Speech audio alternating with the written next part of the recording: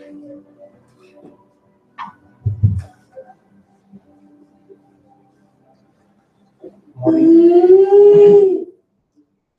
Good morning, everyone. Thank you for coming today. This is our Sunday meeting in English.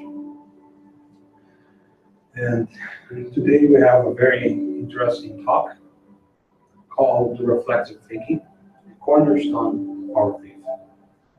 Before anything, I would like to invite you to pray. So close your eyes, please, and we will pray. Dear Father, in another opportunity, we are here to share the love that we have for each other and for you. Once more, we have the beautiful opportunity of being together in this beautiful place that's a home for our souls. We are grateful for receiving another opportunity in such a beautiful day. Father, thank you, now and ever. Amen.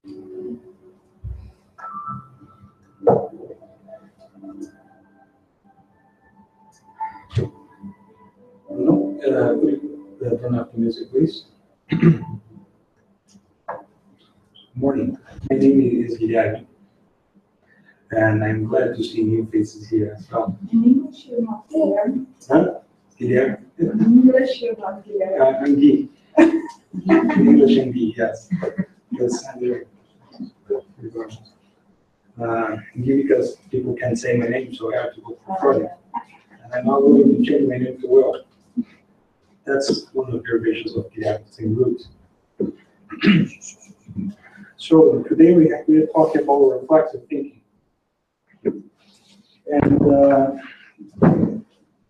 And why that's a cornerstone for our faith. Would you have any idea why reflexive thinking is important in our life? Anyone would like to collaborate? Why reflexive thinking? Why thinking is important in our lives, or to understand what we do? Why thinking is important for our faith? We call it a cornerstone. Cornerstone can be, in a rough translation, a pedra mestra, or the principal piece of a building. That's the starting point. So it's the main root, is the support of our whole faith. And that's our reflective thinking. And I will talk a little bit about why is that. So to start, can that's working. You don't need to control that one? Yes, working. Some support. Support is right. Yes. One developers. Go ahead. So to start our meeting today, I have a few questions for you. I have two questions for you to think about. You need to answer them. So keep those questions for you during the week. Try to answer that by yourself. Do I understand the importance of being able to think? That's something that we do, right? We do that every day, all the time. But do we recognize the importance of that? Why is that important to think? Why is it important to have knowledge? Why is it important to have a philosophy? Why is it important to understand what's going on? Second question that I have, do I know what is the reflexive thinking method? Do I use this method in my life? If so, when is that? Those are the questions I would like to leave for you to think about. This is a beautiful text and talks about evolution and changes in different species and nature itself. And it says, I am an actor feeding that. Pulses of sound guiding me unerringly to the plane's acoustic beacon. Basically saying that the pulses of nature, some ways guiding them towards the trees. I am a know with hearing beyond the human imaginations, and I swoop silently onto the unsuspecting shore. So talking about the opportunity that these animals have, different abilities that we don't share, but they can do multiple things. And my squirrel, as I leap across the branches, frequently I track the same footstep as the early primates.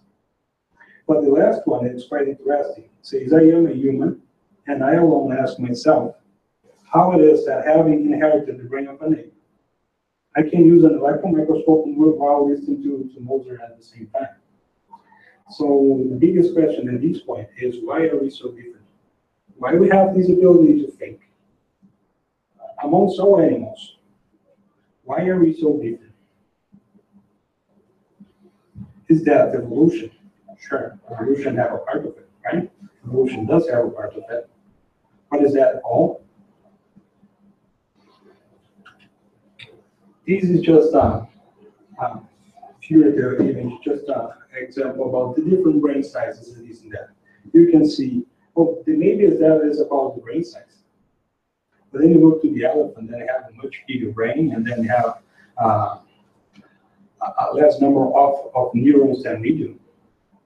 Or maybe it's a form, maybe it's this, maybe it's that. Is that the real reason? Amongst all these animals, we have the ability to think.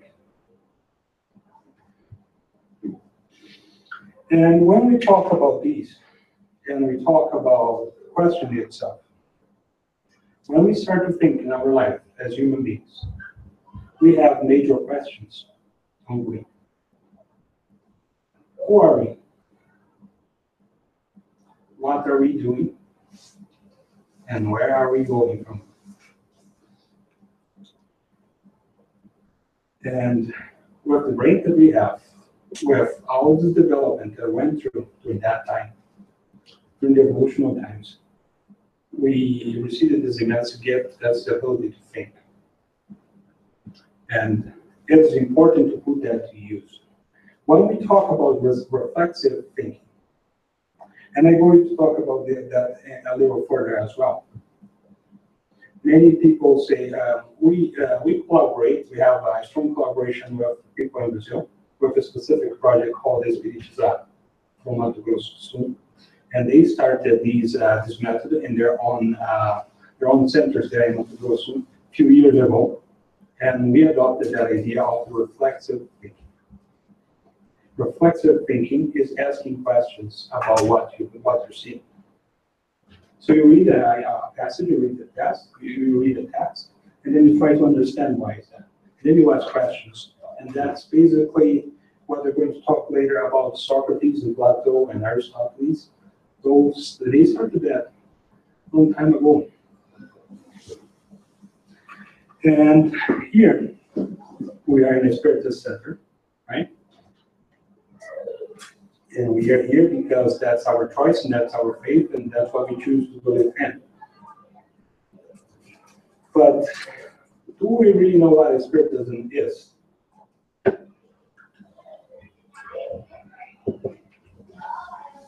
There's these books. We know that Allan Kardec wrote.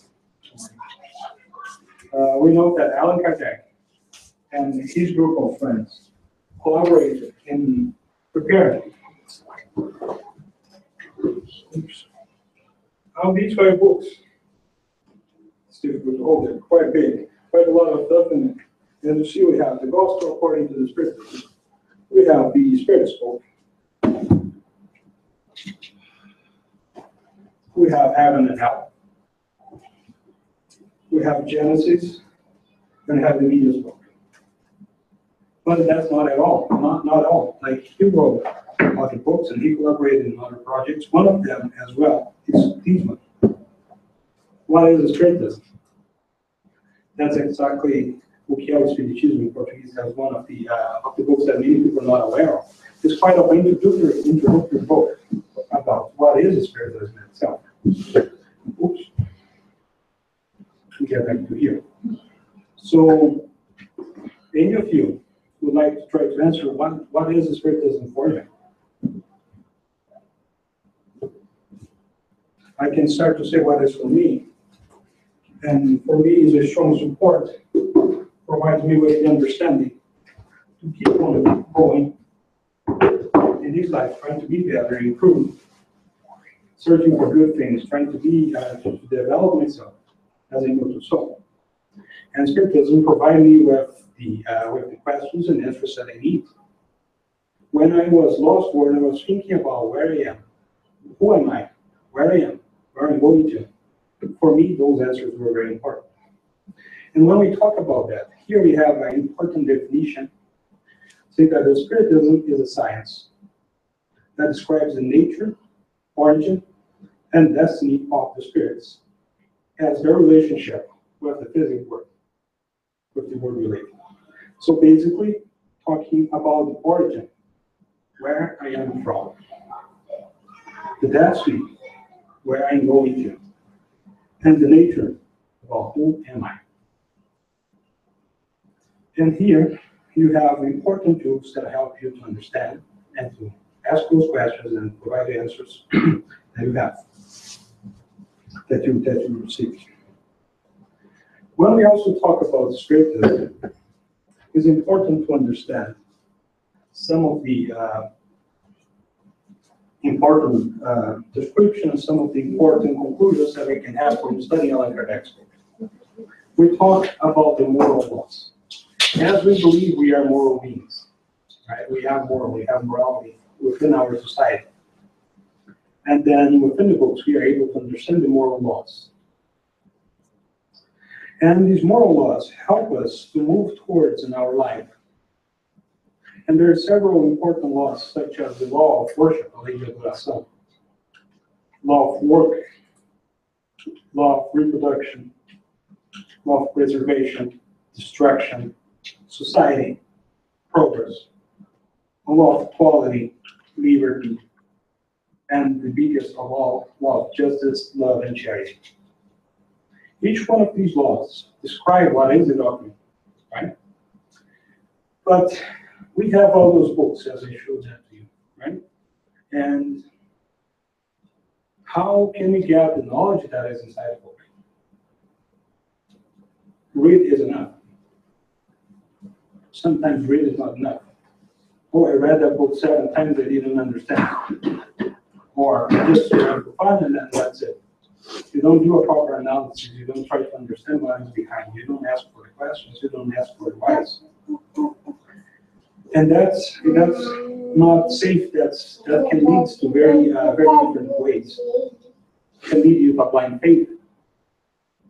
It can lead you to misunderstanding, to sorrow, to many different paths.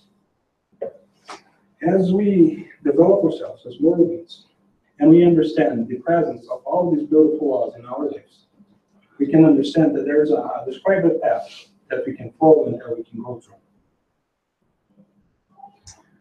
But as I was saying, when we talk about the reflexive thinking, asking about why, right? When do you think that started?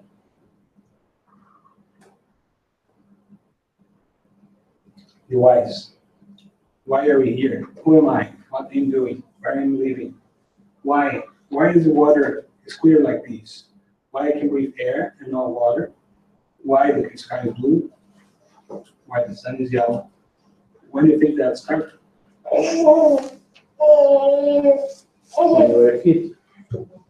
Yes, but historically, when do you think that started?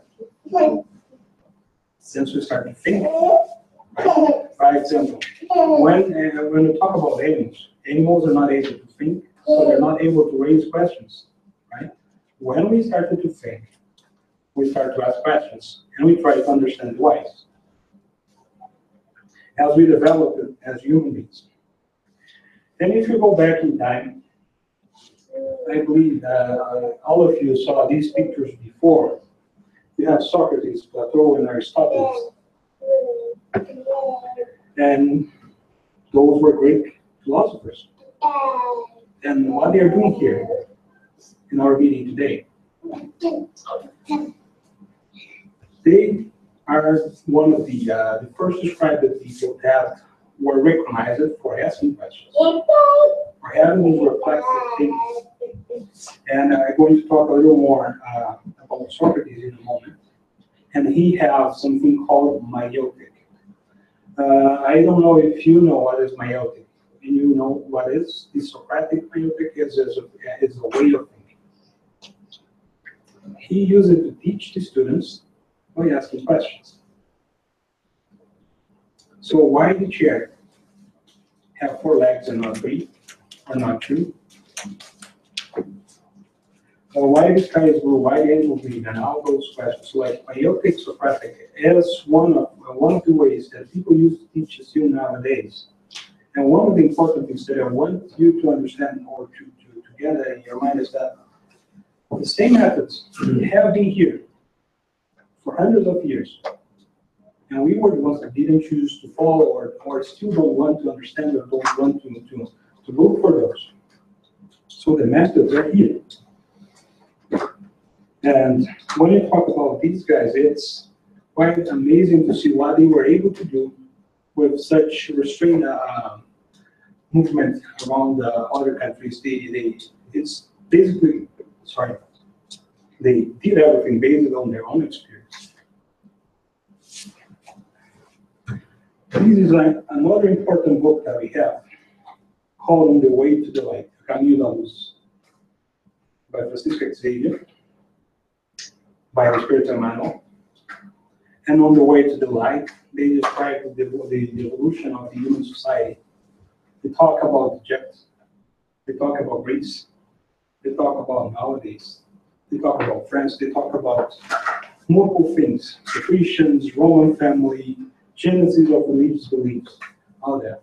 Quite impressive. And they describe Socrates here in this book as well. Socrates was a revolutionary for that time because he started to make people think and question the society and the way they lived. So he was condemned to death by drinking a poison called cicuta, and because he was changing the mind of young people of Greece. In this book, there's an interesting passage where he is in the night before, waiting for the day of execution, and his wife comes to him, crying, and says there was such a terrible injustice. And he said to her, would you prefer that the accusation was true? Would you prefer that they really did that? And she said, no, of course not. And with that, he accepted that, he accepted the challenge, he accepted the condemnation, and then he was obliged to do that in the following day. And that's when we lost him, one of the brightest minds in our society. If you go around here, it's an interesting picture, and that's from a temple in Egypt. And when you talk about this know thyself, and you understand yourself, for example, know thyself is a reflexive idea about what should I understand? How can I understand myself? How can I improve if I don't know who am I, what am I doing? How improve? So know thyself. And we believe, oh, those were the Greeks. And we believe, no, we just now can understand these. Know thyself is exactly what is written here. And that's a temple in Egypt that was much before the Greeks. And was written, know thyself, and in that way you know the gods. So basically, these ideas have been around for quite a while, and we're still not able to make use of it. And again, talking about meiotic, that's the way of asking the question. And Socrates had a phrase that says that an unexamined life is not worth living. So basically, he invites us to ask questions about everything. How about this statue? Do you know this statue? Mm-hmm. The thinker. Yeah, the thinker. Le Penseur, Auguste Rodin, French. And made sense at the time he made it, made sense before, and makes sense now. Thinking it. invite us to think about what is inside, what is wrong, right? Nowadays, we know how difficult it is for us to have time to stop and do exactly that. How many times per day are you able to find some time to stop and sit and think? So it's something that we should do, right? If we move along with the life without thinking about what we should do, how to improve, or how to understand what is around us, then we ended up lacking knowledge, we ended up with problems, we ended up with lack of understanding. We don't know what is happening. Here, it's a smart figure about the concept of the human cognitive process. How to understand. That's about conceptualization. And then again, that's why it's important to reflexive thinking. If I don't ask the why, I will accept the reason by what it is. And I not understand its roots. I don't understand what it's used for. I don't use my brain to understand that. When you talk about a new concept, what we need to do is categorize this concept, where this concept will be fit in. Then we need to contextualize this concept. So I need to apply that concept into my life. And then that reinforces the idea of that concept that I have. So basically what I'm talking about is when you read a passage from here, by example, if I open the book of the Spirit's book, and then I read a passage from it, that's fine. But how about if I make that a concept? If I categorize that, I contextualize that, and apply that to my life, wouldn't make that important? Wouldn't make it easier to understand? Wouldn't keep that in the back of my mind? It would be easy to memorize, to apply, to have that, to have this knowledge. The Spirit is also about confrontation, of course. I read the books and I find the answers that I'm looking for, right? But it's not just for that moment. We should use that in our lives and not face the problem anymore. Here is another interesting picture about the cognitive process.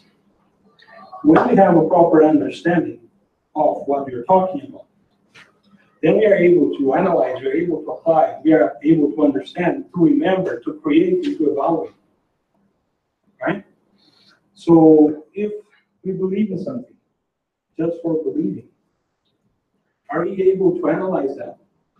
Are we able to apply that? To understand, to remember, to use that in each and every moment of our lives? Because every moment of our life is an opportunity that we have to use these abilities. By example, every time you meet someone new, it's an important opportunity that you have to apply different features that you have. By example, understanding, kindness, support. Many times you say, I don't talk to people that I don't know. Or I just kind with the people that are close to me, the other people don't matter. Would that make you improve yourself? Well, is that kind? Is that human? Is that proper? As immortal beings, looking for our own development, helping and supporting the society around us. Is that the right thing to do?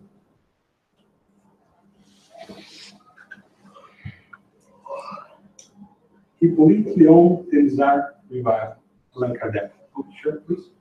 How can the human being stop to be afraid of thinking?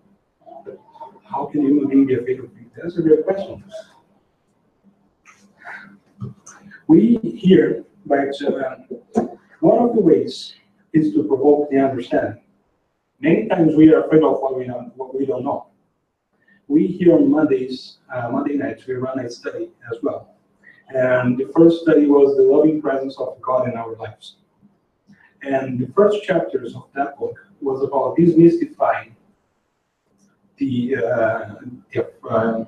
demystifying how afraid we are from God. For example, removing the scaredness, the afraid around God that we have. So we are afraid of God because God is vengeful. And that's not true, right? God is love. So by the understanding,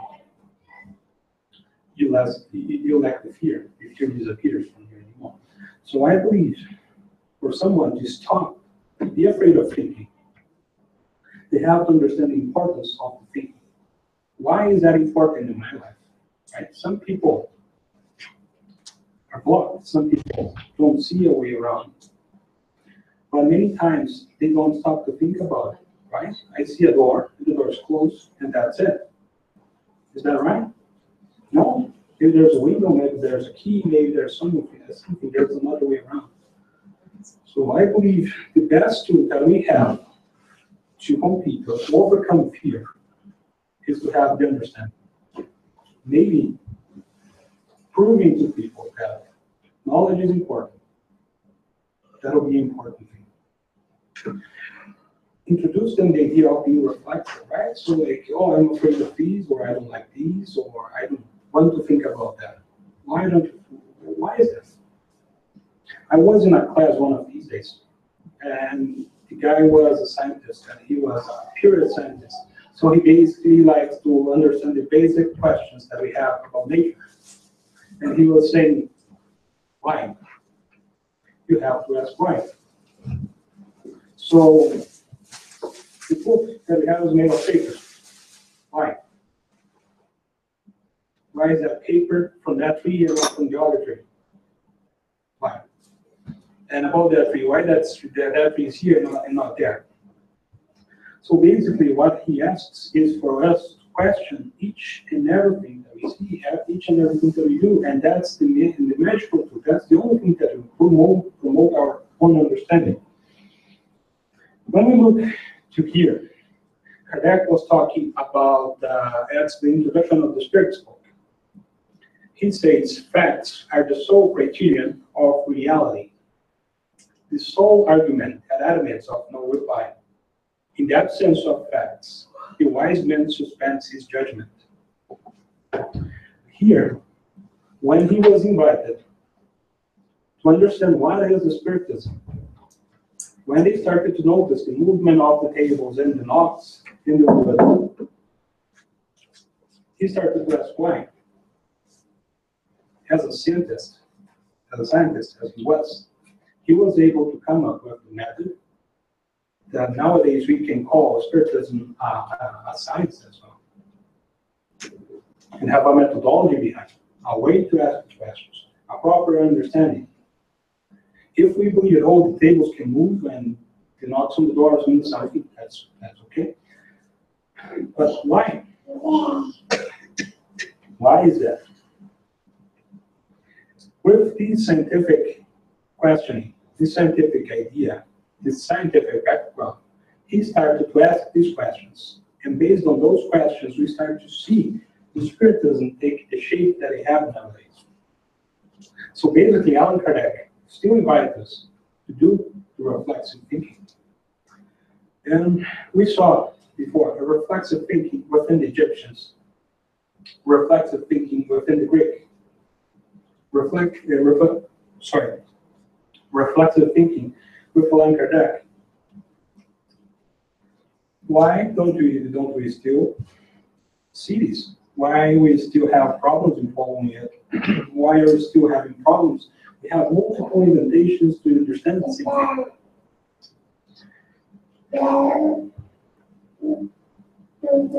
So, as I talked before, Allan Kardec have these 5 books: the Book of Spirits, the Book of the Mediums, the Gospel according to Spiritism, Hell and Heaven, and Genesis. And even within our community, it's difficult to find someone that really knows what is in each one of those books. Oh, it's important to ask questions, right? It is. It's important to ask questions to understand. But what are you going to understand if you don't have anything to think about?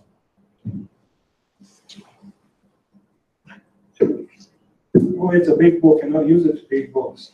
But you don't need to read that at once, right?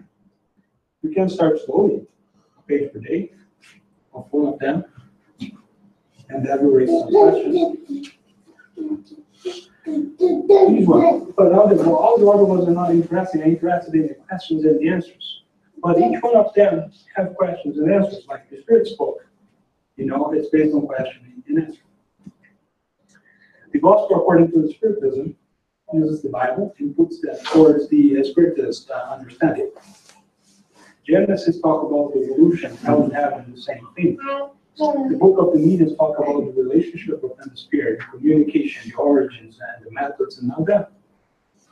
And that supports our own understanding about what is Spiritism.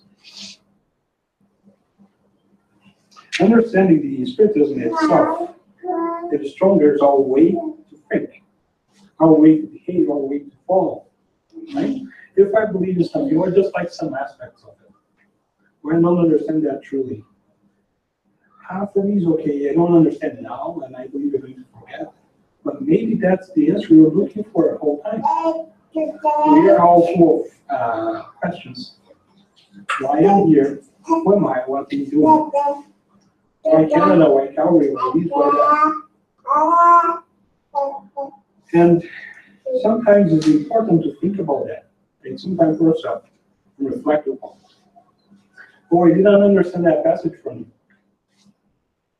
So take some time and think about that as well. And that's not just for Spiritism itself. If you talk about understanding the profession that you have, what you do. Why do we like to do what we do? Why did you choose to be that instead of peace? Why did I become a veterinarian? Why did you work with computer science? Why did you work with English or teaching and this and that? Oh, because I like it. But why? Why made you decide that? Because you have some admiration for what you do, right? In a small or large extent. You're passionate about what you do. So this passion that we have, or this love that we have for what we do, comes from an understanding, comes from a basis behind. So I like these because of that. So if we don't understand God, how are we able to love God? If we don't understand why are we here, why we have such wonderful opportunities daily in our lives, are we really in a right position to understand our own mission? Are we really take advantage of this opportunity of every incarnation that we have?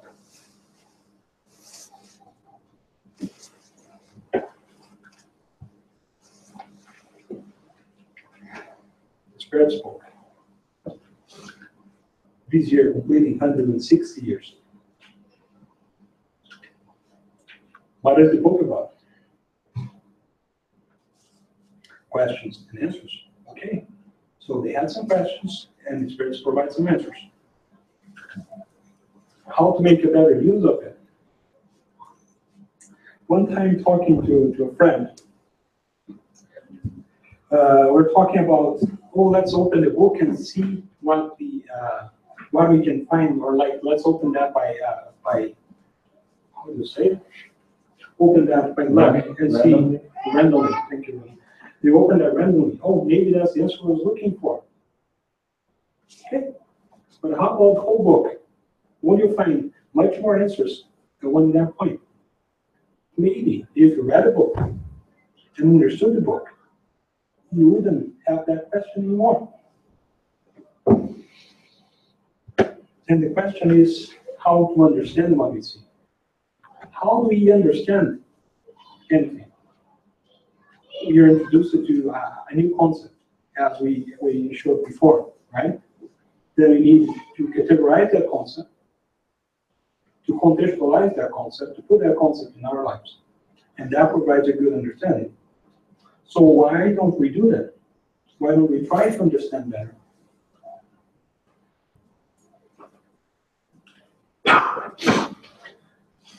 The natural law, the law of nature. That's the natural nature around us, every day, every time. But what is to be understood by the natural law? It's the law of nature, it's the law of God. It is the only rule that ensures happiness for man. For it shows him what he should or should not do, and he only suffers because he disobeys it. And why is that? Because we don't understand, because we don't see, we don't ask the questions.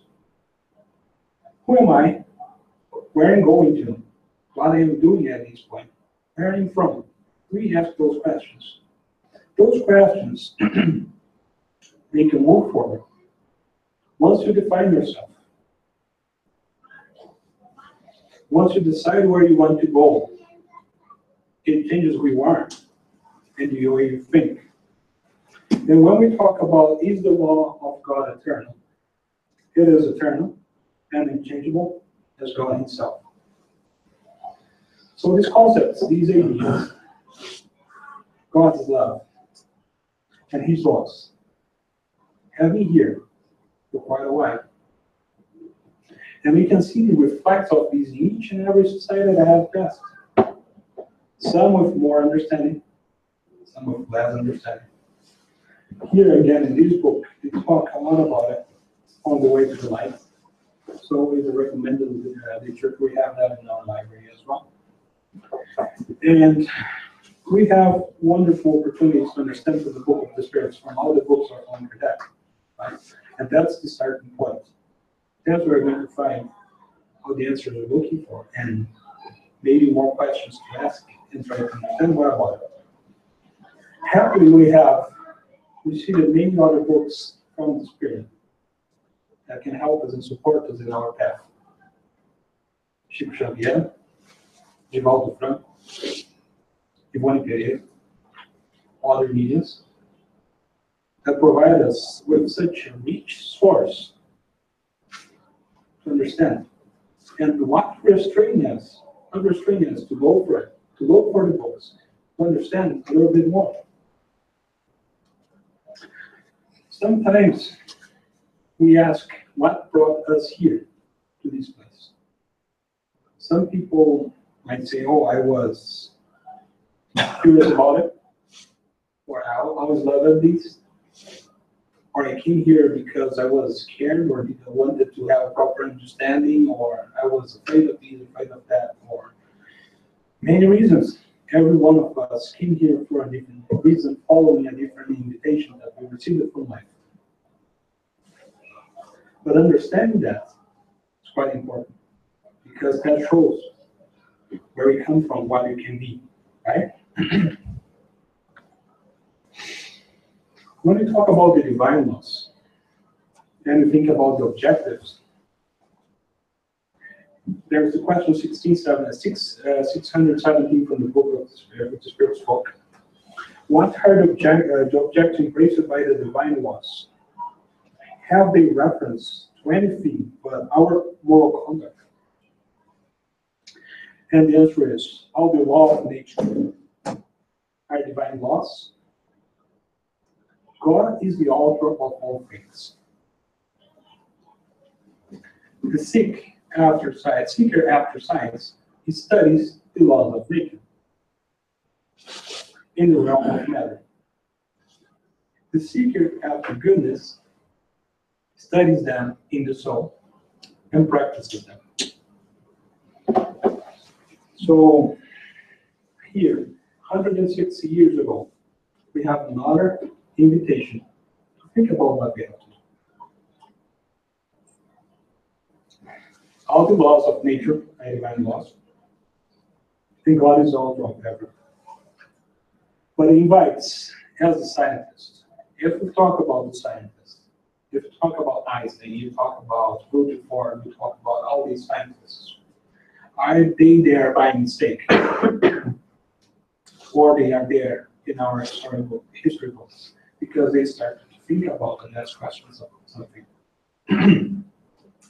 So he says the seeker after science studies the laws of nature. And the seeker after goodness should study his soul. So many times we have the understanding from the book, but we don't contextualize our lives. We don't apply that to our own understanding. We don't apply that to our own soul. We don't look for that within our life. So we don't reflect upon that. We don't think about it. And that's the source of the many problems that we see daily. If I don't understand the problem, like you have a question from an accent and you don't know how to answer that. Yeah, you don't know how to answer that, right? Because you don't have the knowledge, because you didn't ask the question that I had before. It's like these, if we don't understand the problem that we have, we are not able to answer. How to understand the problems that we have? Excuse me?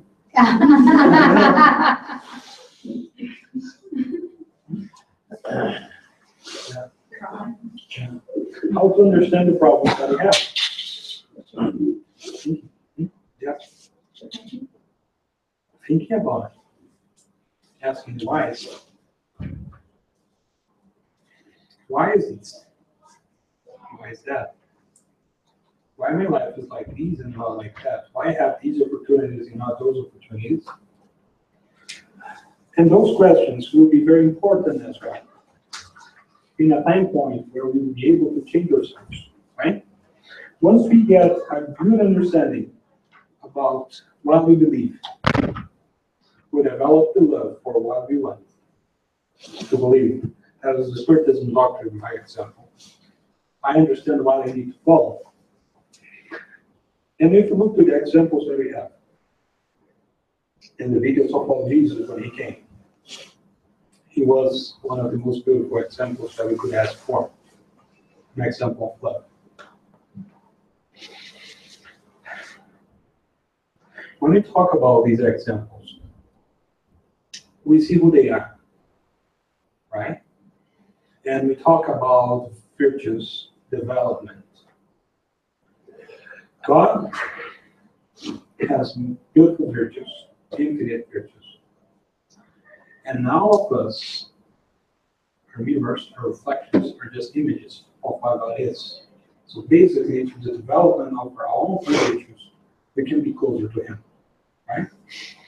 And then you look up to Jesus and see that He is a spirit, a Christic spirit, a well-developed spirit, full of beautiful virtues as well. And then we ask, how can I become that? How can I be better? How can I develop? How can I grow?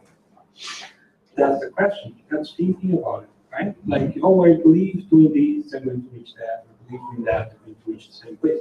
Is that right? Examples are very important in our lives. Well, that's why it's important to find the good examples and those examples that are really important to follow.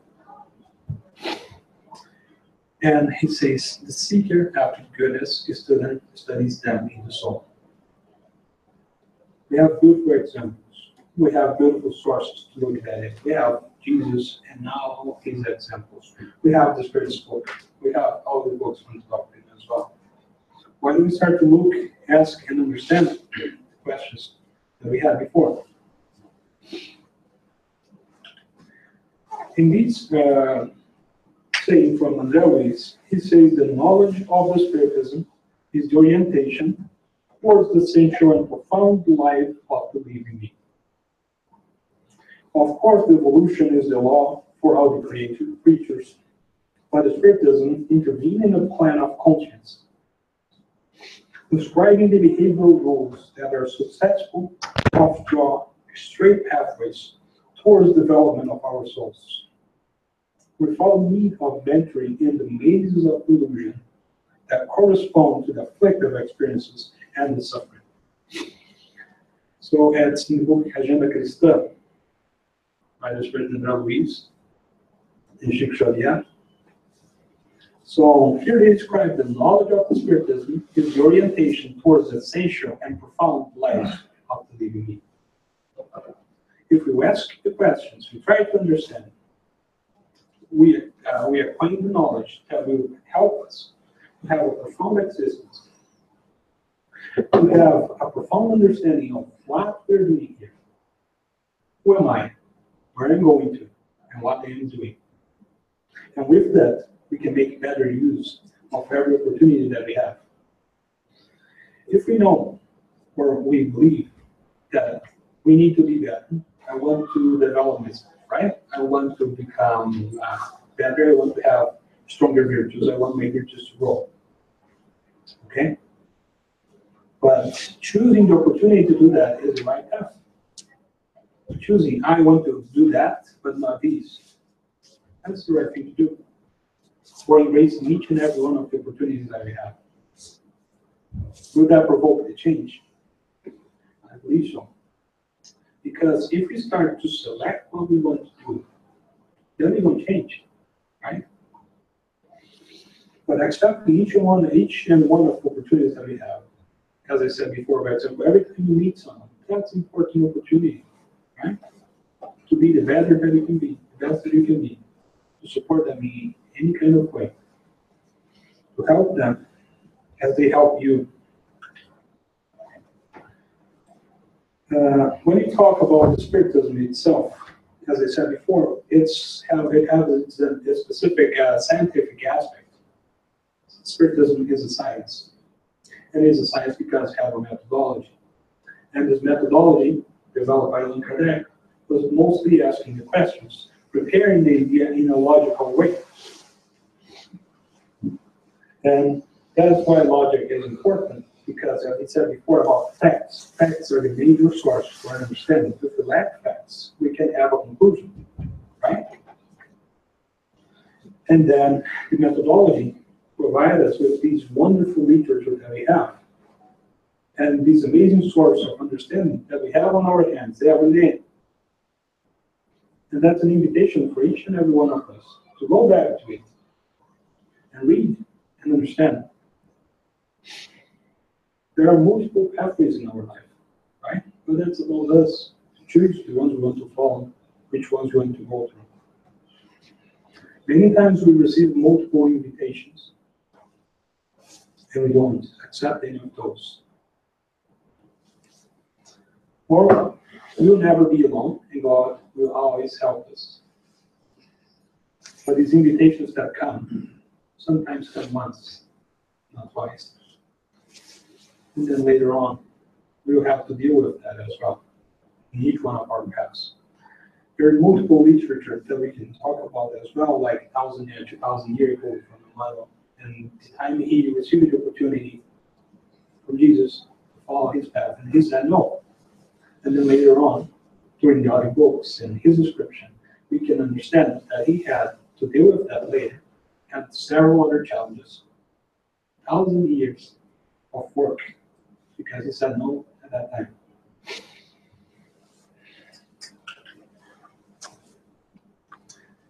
As the spirit develops all his potential, not just intellectual but also moral, it has bigger possibilities to advance in the field of knowledge. If you want to move further, if you want to move along, we have to develop our intellectual and moral qualities. If in the end it doesn't reach absolute and essential part of the questions, if in the end of the question, if you don't have the proper answers that you are looking for, do so just because you don't have the proper tools at that moment to understand that. At least you acquire a new point of view, more lucid, more profound, and thorough. Knowledge is not the result of few days, it is a project of time. It says it is the result. That's because I did that. Like that. And then we ask this question: has God given to all men the means of knowing his law? Question 619, the Spirit spoke. And the answer is, all may know, but all do not understand. Those who understand it best are they who seek after goodness. All, however, will one day understand it. All, however, will one day understand it. For the destiny of progress must be accomplished. Right? We all know at one point we'll develop. We can be against it, we can fight it, but one day the destiny of progress will be accomplished for each and every one of us. Right? And he says, those who understand it best are they who seek after goodness. And if we go back here, seek after the goodness and studies them in the soul.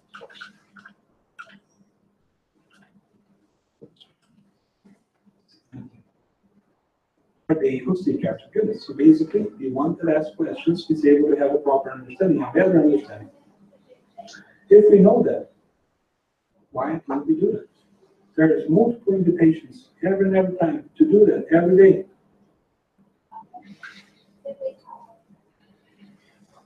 And here is why the reflexive thinking is the cornerstone of our belief. The religious faith, that's the state of unshakable faith. That's in. Okay. I apologize for the screens. We're almost done here as well. Religious faith, the state of unshakable faith. That's in the gospel according to the Spiritism. Then it goes like this. From the religious point of view, faith consists of the belief in the special dogmas, which constitute the various religions. From this aspect, faith may be either blind or rationalized. Blind faith examines nothing and accepts without verification both truth and falsehood. And at each step clashes with evidence and reason. Taking to the extreme, it produces fanatism.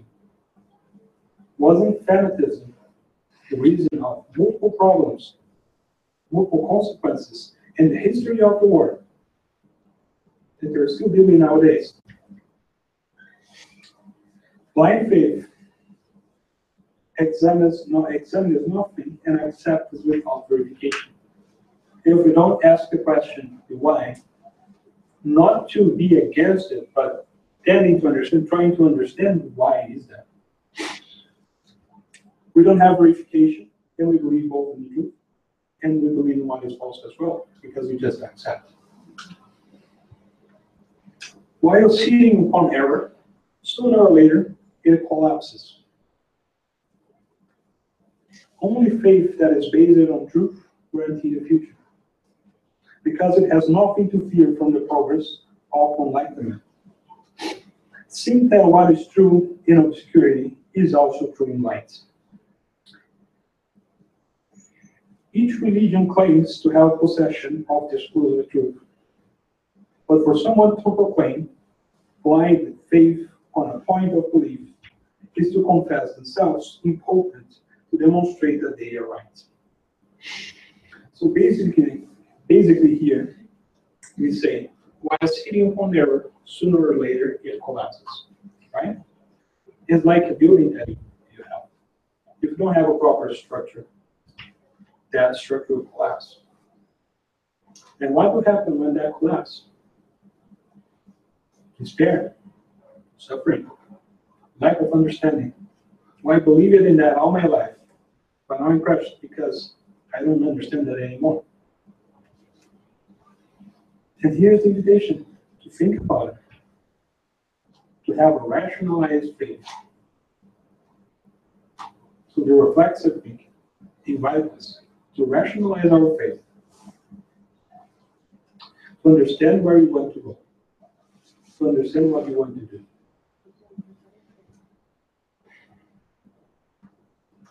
When we talk about these, and we talk about the moral development that we can accomplish, if we understand where we want to get, right?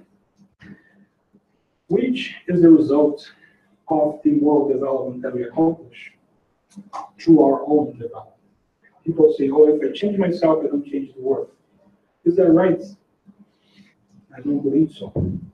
Because one example can help tons of people, right? If you change yourself, then you start to change your family. Then you start to change your community, you change the city, you change the town, you change everything. The moral development that we accomplish by understanding, by having rationalized faith, what would that provide us?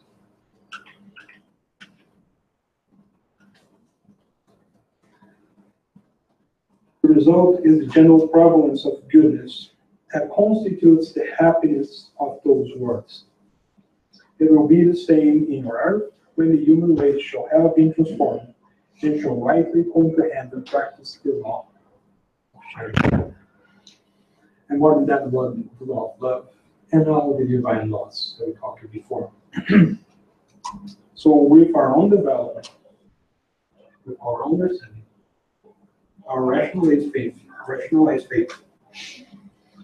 we will be in a place where goodness will prevail over all things. As I said, we follow these ideas which have the speech design, and they have such wonderful talks about these exactly. They have 2 or 3 sections about these reflexive thinking, why that's important, and how we can do it. So I invite you to look for those. If you want to know that, possibly I can provide you the references. And they talk about the virtues that we have in our life, and these virtues are like seeds. We need to attend to them each and every day to provide their own development. Right? Like in this lifetime, I want to focus on eating that, but my constraint needs to do better or to improve it. Oops.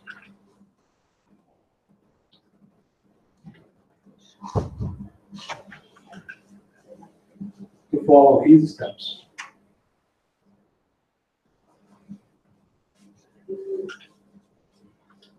Think. That's the invitation I have. Ask the wise. Try to understand what's going on. Ask the proper questions, and you have your own. You develop your own understanding. And there are several things that can help you on the way, as the books, as examples, as talks, as people, and each and every meeting that you have in your life, that can help you to move towards your own development. So thank you for talking today. And you want to do the brave side before the pass? I think that's fine. So I invite you, my friends, to close your eyes for our final prayer of today.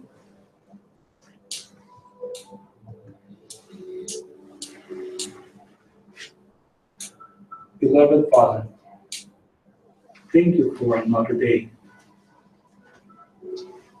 where I could develop the friendship and the bonds that unite us here. Thank you for the opportunity to talk about the questions that we have, to provide a better understanding of the efforts that we not always understand. Your love is the start that guides us while we still walk in the seas. With your support and love, we'll follow your steps. Jesus towards God and his immense love. Another opportunity that each and every one of us has to be together in your name and based in your love and care. Thank you very much, God, for another opportunity to search for the proper reasons, to ask your wise, and seek the understanding. May we all have a blessed week. Amen.